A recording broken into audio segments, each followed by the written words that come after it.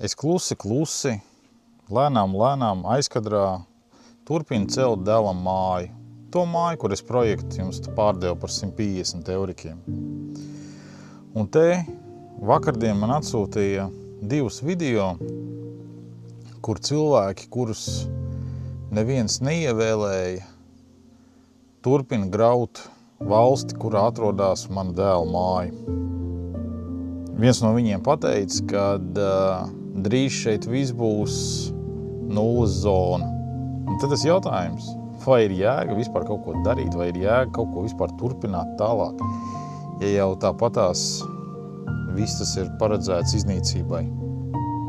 Es atceros, kad es biju maziņš, tad mani vecāki ļoti spēcīgi brīdināja par to, kad nevajag iet pie kaimiņa sunu un viņu kacināt.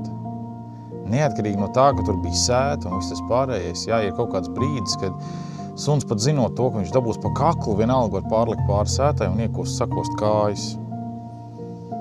Te, laikam, cilvēkiem vecāki to nav tāstījuši.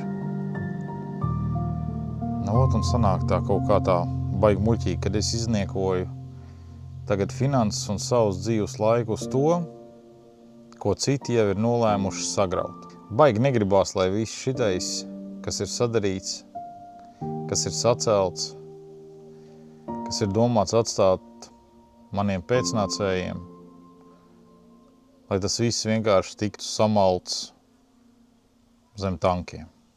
Baigi negribās. Gribās pateikt, kā kaķim Leopoldam, davai dzīvot draudzīgi.